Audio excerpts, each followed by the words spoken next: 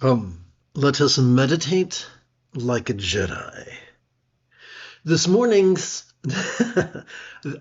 this morning's ninth of 21 lessons is drawn from the meditation manual, Easy Enlightenment, whose PDF aspect can be found on my website. You can download it for free. It's been formatted to be read in your smartphone in the horizontal position. It is a work in progress, so you'll want to upload the latest version every week or so.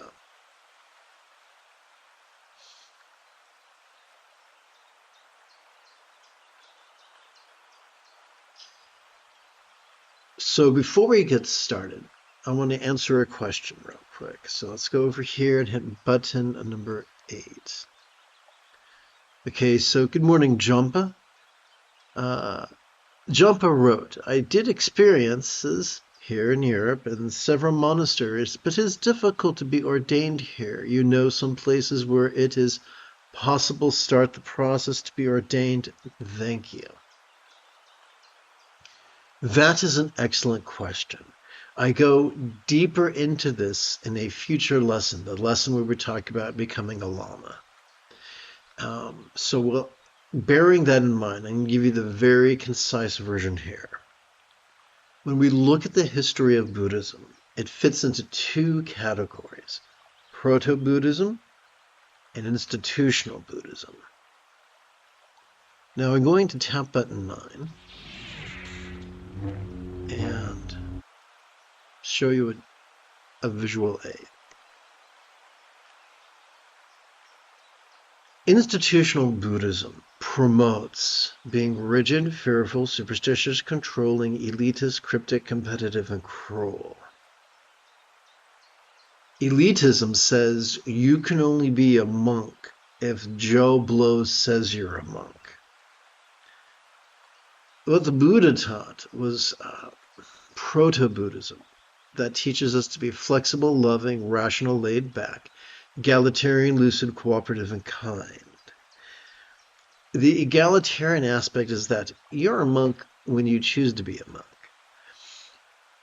The 14th Dalai Lama, in the 14th Dalai Lama's commentary to Essence of Refined Gold, he explains that every Lama is his own sect. So my view, after doing this for multiple decades, is that anybody whose life is defined by meditation is at least a novice monk. Anybody who lives as if they were on retreat, anybody who studies for an hour, maybe at 5 a.m. and 9 a.m. and 1 p.m. and 5 p.m. Anyone who meditates for an hour, maybe at 6 a.m. and 10 a.m. and 2 p.m. and 6 p.m. Anyone who lives as if on retreat is a nun or a monk, regardless of whether they went through some ritual that the Buddha was never keen on ritual. Yes, there are some monasteries that financially support their nuns and monks, but not in the Tibetan tradition. The Tibetan tradition was very, very elitist, and it was about preserving the division between the rich and the poor. People come from rich families, people come from poor families. People who came from rich families paid rent to stay at monasteries.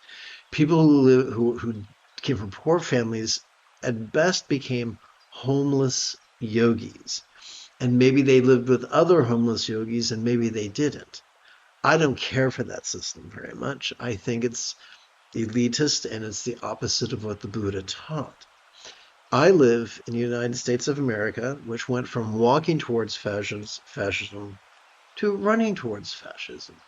In this country, I first discovered this in the late 80s. There is no private property. Everything is owned by someone, including the government. So wherever you go after dark, by law, according to the letter of the law, you're trespassing.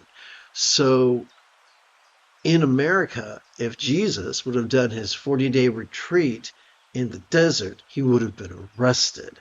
If Lao Tzu would have lived as a hermit in the yogis in America, he would have been arrested. If the Buddha would have lived as a homeless monk in America, he would have been arrested. So it's very difficult in America to follow in the footsteps of the Buddha. I do it. I'm a disabled guy. I live with my tantric partner, and I live as if on retreat as a disabled fellow. Uh, as a disabled fellow, I physically don't have the strength for an 8-hour day practice. So I have a 4-hour day practice um, on my good days.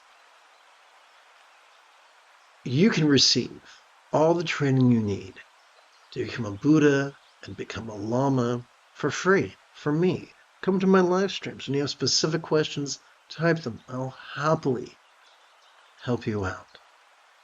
But just know that if you go to an institution that says you must believe what we tell you to believe, you must read what we tell you to read, you must chant what we tell you to chant, you will become a minion of Yang. And you will become just as rigid, fearful, superstitious, controlling, elitist, cryptic, competitive, and cruel as them. And if you become different, if you become flexible, loving, rational, laid back, egalitarian, lucid, cooperative, and kind, they will show you the door. And if you tell them, well, I have special needs, I'm disabled, they will show you the door. This way of living triggers our amygdala, the seat of anxiety and aggression. So one can't help but be a cranky bastard on the path of Yang, on the path of institutional Buddhism. On the path of Yin, on the path of proto-Buddhism, one cannot help but gently stimulate one's anterior cingulate gyrus, the seat of empathy. Remember, the essence enlightenment is simply mastery of the Buddha's Eightfold Path. And 50% of the Buddha's Eightfold Path pertains to loving kindness. So I don't care if someone's a master of Sanskrit or Pali or Tibetan. I don't care if someone wears cool robes. If they aren't defined by the Eightfold Path, they really can't help you out. As Bugs Bunny said to Daffy Duck in one of their cartoons, I think we took a wrong turn at Albuquerque.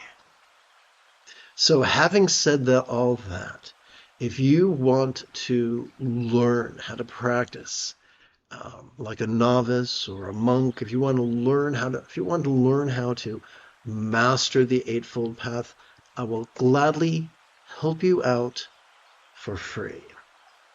Now, by the way, all these visual aids are available for free download. Everything I do is free. If you find a teacher who will not bless you or teach you or educate you or give you materials unless you pay for them, then run away. Because the Buddha and Gompopa both taught not to hold the Dharma for ransom. So, having explained that, let's move forward. Let's see. Let's go over here and start from scratch. Let's see, button 2.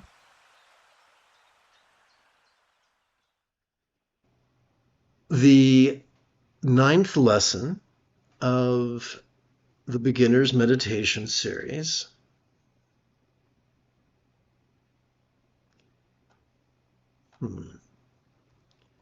is drawn from the meditation manual titled Easy Enlightenment. This morning, let's explore the chapter on the subject of teacher selection. Together, let us relaxingly recite.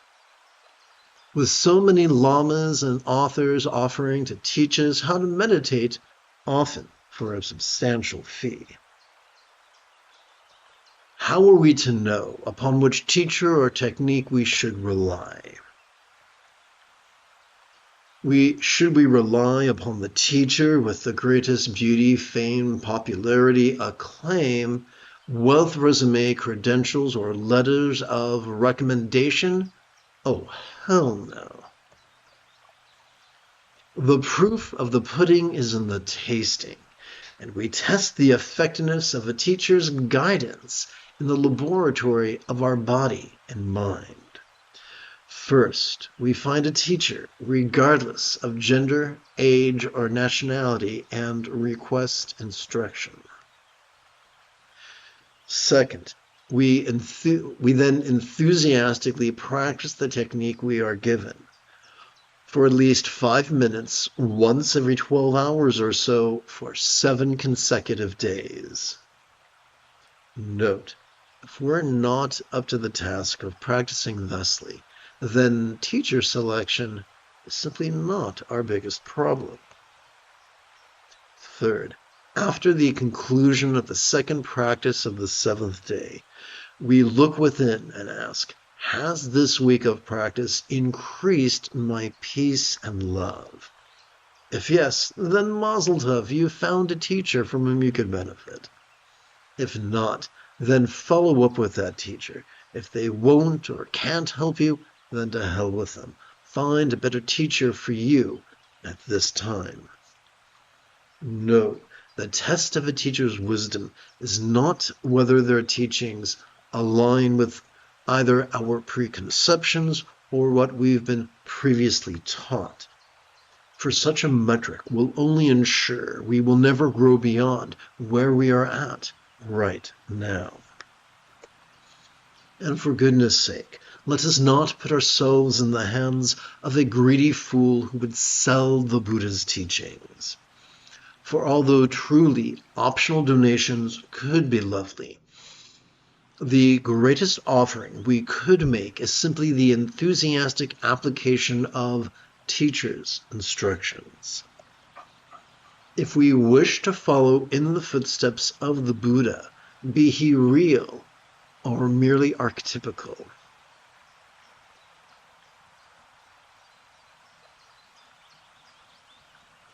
then we must bring a scientist's curiosity and enthusiasm to be methodical into our spiritual journey. If it sounds inconvenient and maybe even a little scary, there is probably a very good reason for that. But is it worth the inconvenience? The Buddha thought so. That is why Gautama devoted his talents and time to teaching mindfulness and meditation. Having completed our opening lesson, we could now shift gears. It is Yoda Monday morning. Come, let us meditate like a Jedi. After approximately 30 seconds of housekeeping. This is the Dzogchen Semde Lama Jigme Gyatso of the Buddha Joy Meditation School. For more than 30 years, I have harnessed my autistic special interests as well as my ADHD hyperfocus to spend about 8 hours a day, almost every day, studying, practicing, mastering, and reverse engineering the teachings and techniques of each school of meditation so that I could become your personal, nerdy, neurodivergent guide to nirvana. Welcome, my friends, to Meditate Like a Jedi, which is made possible due to the generosity of viewers just like you. Oops, wrong button. For the remainder of this morning's live stream, let's meditate. Now, the moment you have a specific question about Buddhist philosophy or meditation, do not hesitate to type your question in great detail in the chat window, for I tend to check for questions about every 5 minutes or so. And speaking of which, Jampa, my friend, you are utterly welcome.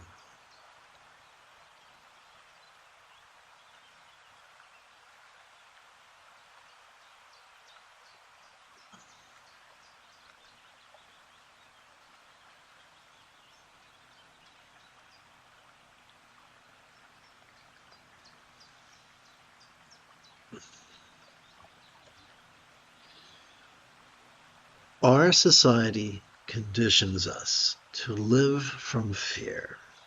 That might be helpful in a true life or death situation if a bear is attacking us and our neighbors. However, if we live from fear 24/7, it's going to create a very unfulfilling life. A life where we are defined by anxiety and aggression and dissatisfaction and unfulfillment.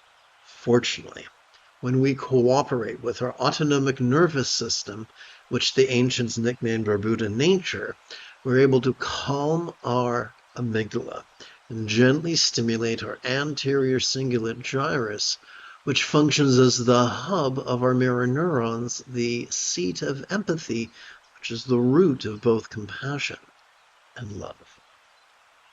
Sounds great. Sign me up. How do we do that? Contrary to the lies of, whoopsie, let's hit the right button here. Contrary to the lies of patriarchy, we don't have to be controlling. In fact, it works best if we're laid back. If you're like movies, we don't have to be like the Big Lebowski, we can be like the dude. And here's how that works. If we're controlling, we might find ourselves actively focusing on one thing or no thing and actively analyzing and working ourselves into a lather, but that's just going to further trigger our amygdala and exhaust the front part of our brain, causing us to present with symptoms of depression, and nobody wants that. Fortunately, every time we inhale, we are already wired by evolution to automatically access the middle bit of our spinal cord, which is known as our sympathetic nervous system. This bad boy has evolved to help us to notice, to help us to vulnerably, passively, viscerally, randomly, and fleetingly notice all manner of phenomena, from the external to the internal, from the physical to the mental, from the pleasurable to the painful, from the interesting to the boring, from the glorious to the grotesque. Well, could I put a finer point on that? Yes. Yes, I could. We are wired to notice all mind's antics. Sights, sounds, sensations, flavors, scents, and the like, including the full spectrum of human emotions, intentions, thoughts, memories, and imaginings. Yes, sometimes that is grotesque. Sometimes it's glorious. Sometimes it's interesting. Sometimes it's boring. What do we do with that which we have noticed? Every time we exhale, we are wired by evolution to automatically access the end bits of our spinal cord, which are kind of like bookends on a shelf. Known as the parasympathetic nervous system, it has evolved to support both physical relaxation as well as mental release, to the point that which we noticed during our previous inhalation could fleetingly feel less stressful, less permanent, and even less defining. Complex life forms upon this planet have evolved to think symbolically. Therefore, it should come as little surprise that in every human culture we find figures of speech. Try this one on for size. As we relax into our exhalation, whatever we noticed during our previous inhalation could fleetingly feel as non-graspable as a vast empty void. A good English teacher will remind us that a simile is only as effective as it is relatable. Therefore, we must ask the question, what is a real-world example of a non-graspable, vast empty void? How about the illusion of the infinite azure sky on a bright and beautiful cloudless morn, which, although could look tantalizing to the eye, feels non-graspable to the hand? Well, that's a whole bunch of words I just pelted at you, as if inviting you to take a sip from a water hose. Is there an easy way to practice this vulnerably, passively, viscerally, randomly, and fleetingly? As they say in the northern part of the United States, yeah, sure, you betcha. And here's how it works. Every time we feel our diaphragm pull in and down as we inhale, silently and mentally, we could recite the demonstrative pronoun this. That is the only label we need for whatever we experience. As we feel our diaphragm passively relax back up into its upright position, while exhaling, silently and mentally, we could recite the one-syllable verb ease, like Michael Jackson sang in The Wiz, ease on down the road, or like David Lee Roth saying, gonna reach down between my legs and ease the seat back. That was from Diver Down, back in the 80s when the crust of the earth was still cooling. All right. Remember, we practice passively. We're not forcing our brain, our central nervous system to notice and relax. We are simply getting out of the way. And by playing with these words, we're aligning our intention with the wiring of our factory installed equipment. If you are prone to arthritis, you may want to adjust your legs every 15 minutes or so.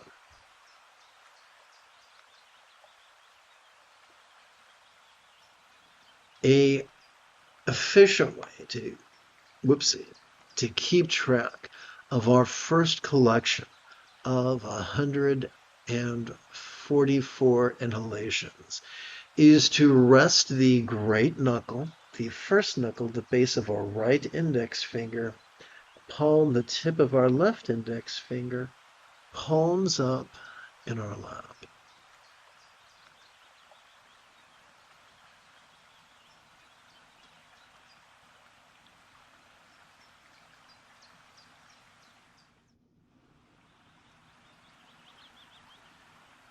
An easy way to keep track of our next 12 inhalations, our first set of 12 inhalations,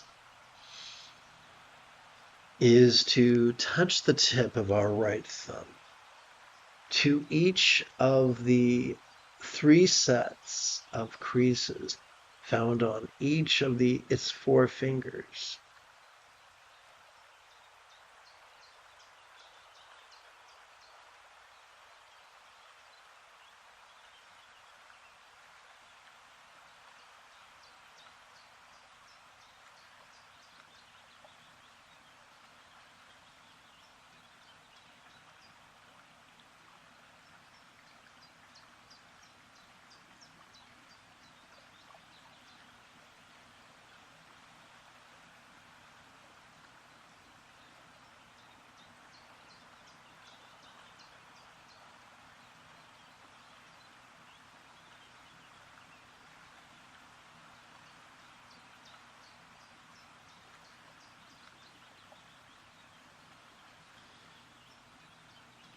In the 5th treatise of Prajna, the great Buddhist reformer, he cautioned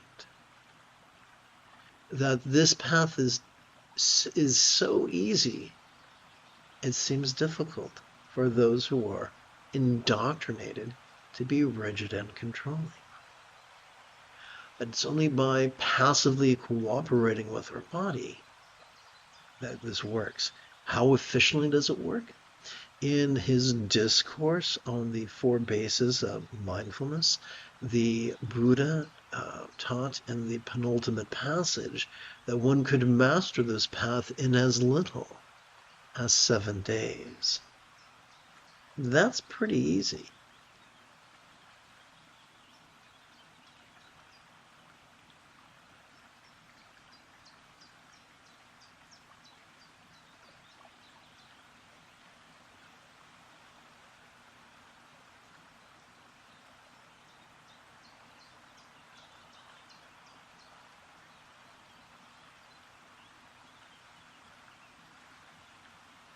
Okay, we've counted to 12 on our right hand. What's next? Well, on our left, we can use our left thumb to count once again the 3 sets of creases found in each of the 4 fingers of our left hand. This time, instead of counting inhalations like we did on our right hand, we're counting sets of 12. So every time we complete one set on our right hand, we advance our left thumb. That's the key to easily tracking, easily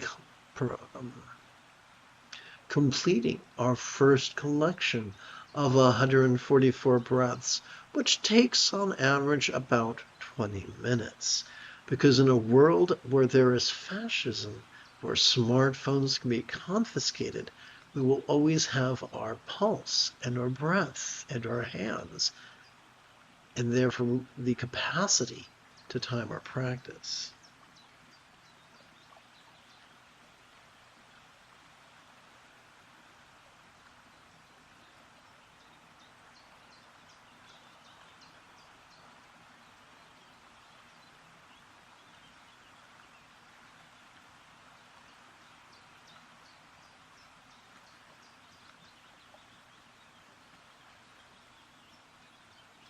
I'd like to revisit the idea of monasticism.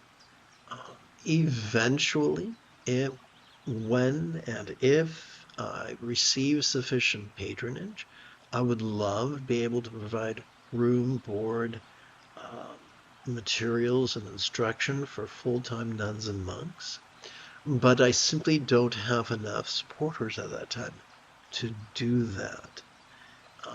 I don't say that to elicit donations. I'm just saying that if and when I have the financial means to do so, I would love to do that. I just don't have the means to do that right now.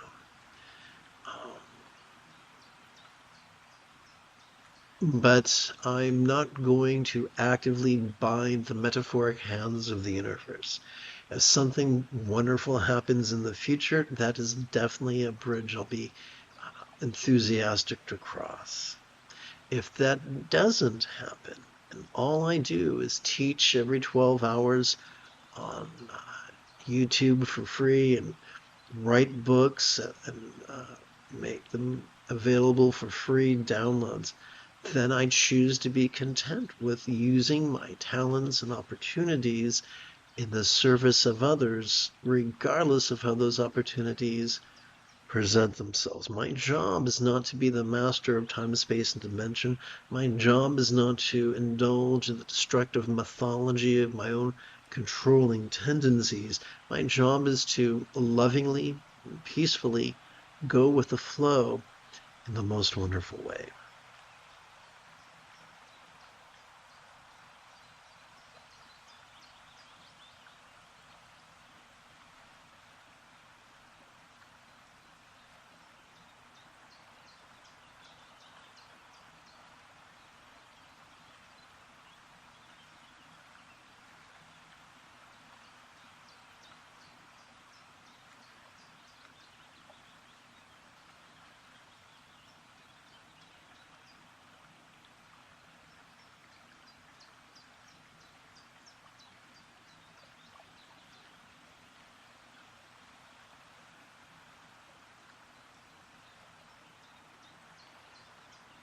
In institutional Buddhism, there are hundreds of vows, hundreds of rules. In Proto-Buddhism, there's only one: love. To be intentionally loving, interpersonally loving, physically loving, and circumstantially loving. To always choose love. Sometimes we are rewarded for such things. Sometimes life beats us up for dare choosing kindness. Institutional Buddhism is all about karma and klesha and reward and punishment. Such things are absent in Proto-Buddhism. When we love is the barometer of our mindfulness and meditation. Notice and relax in harmony with our central nervous system, and we can't help but be loving. Actively focus and analyze, and love will forever elude us.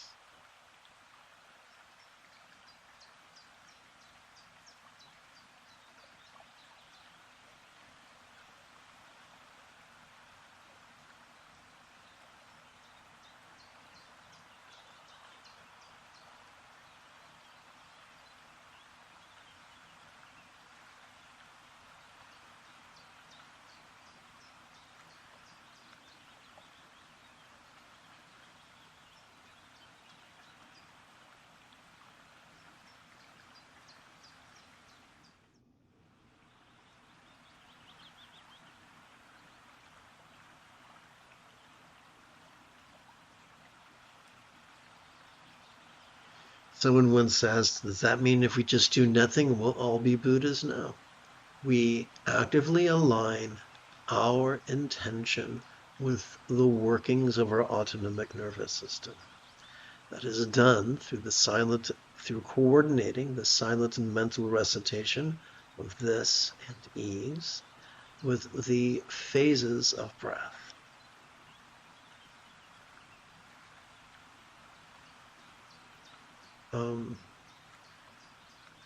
Last week, I was listening to an audiobook and a work of fiction, and it triggered my PTSD. And the only solution was to notice it and relax for a few breaths until things settled down. The only way to get over it was to go through it, to be utterly vulnerable to imagination and recollection and confabulation, even traumatic. As a survivor of CPTSD, I can assure you this method works. No, we don't meditate to change what we feel or think or recall or imagine, but to weather it therapeutically.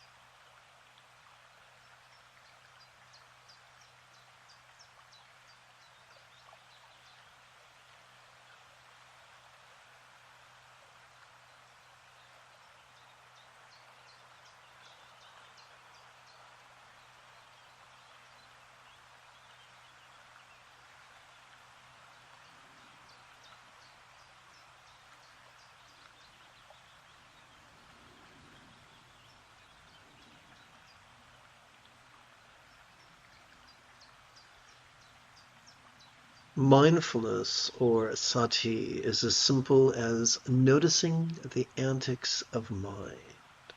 Meditation, or samadhi, is as easy as relaxing into mind's non-graspable nature.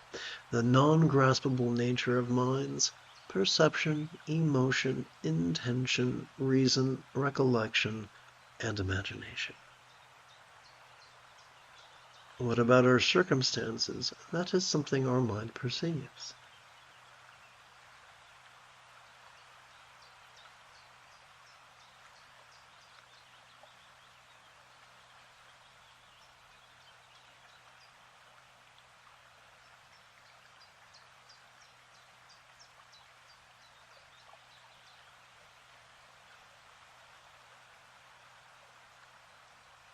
Thus, it could be argued that the path of enlightenment is paved by simply sitting and noticing and relaxing.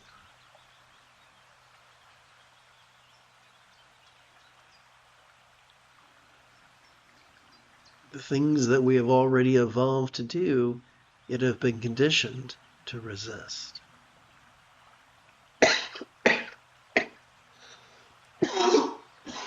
Excuse me.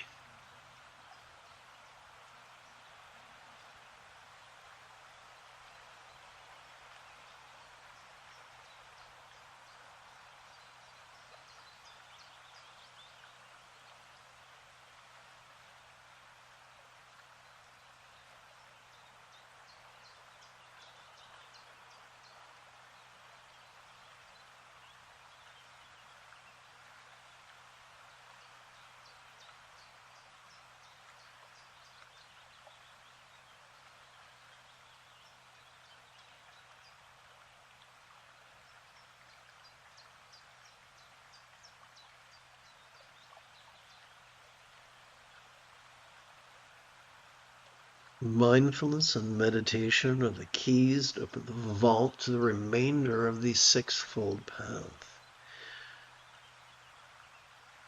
Notice and relax authentically, and you cannot help but notice change. And also notice your choices, utterances, and deeds flowing, not from a scattered spontaneity, but from a centered spontaneity.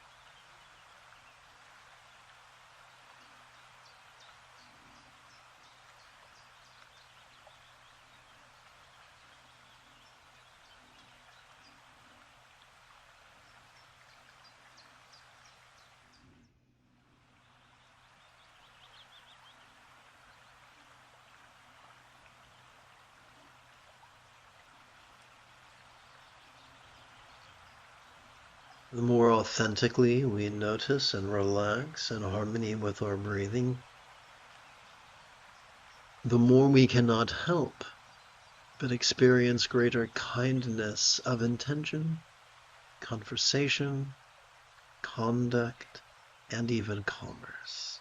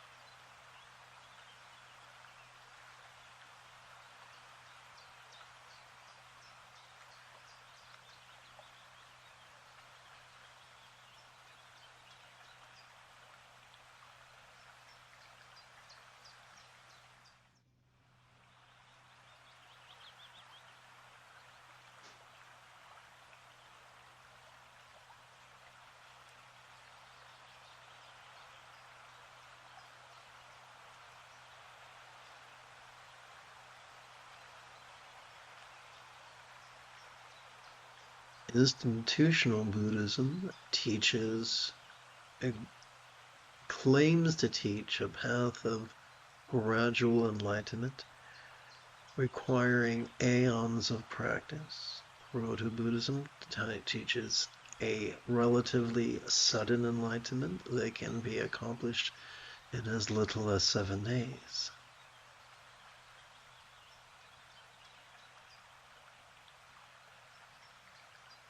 Welcome to the Buddha's path of lazy and easy transformation.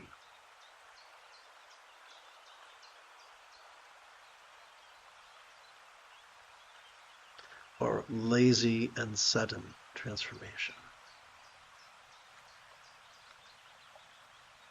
And you might say, why isn't sudden literal? Why is it figurative? We evolved to think symbolically and rely upon figurative language.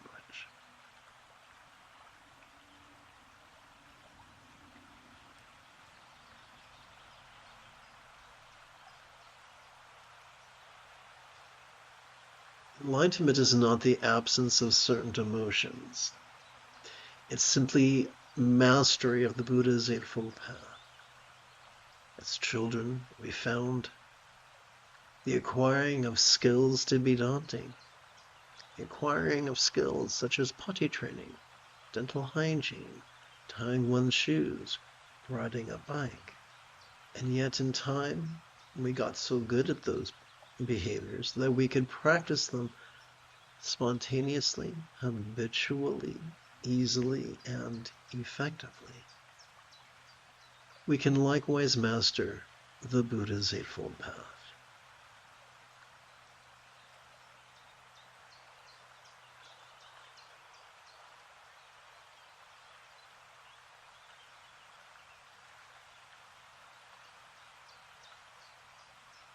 No, our job is not to determine if we're enlightened or to convince others when we are enlightened. Our job is to simply notice and relax and lovingly flow from a centered spontaneity, using our interests and talents and opportunities in the kindest ways possible.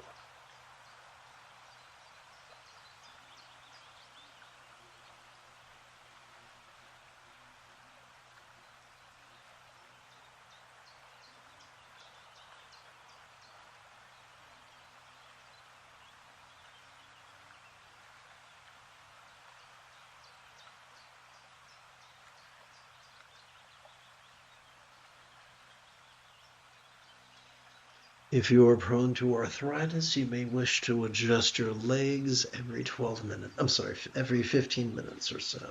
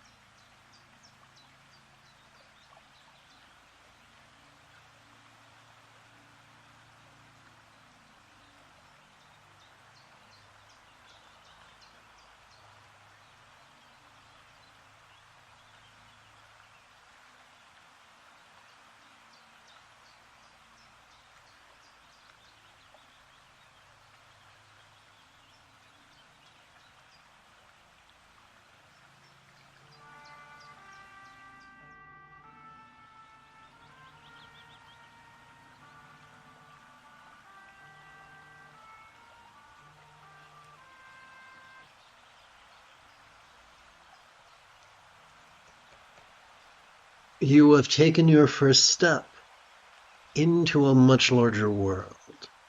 If you feel that I have earned it, you could give this live stream a thumbs up.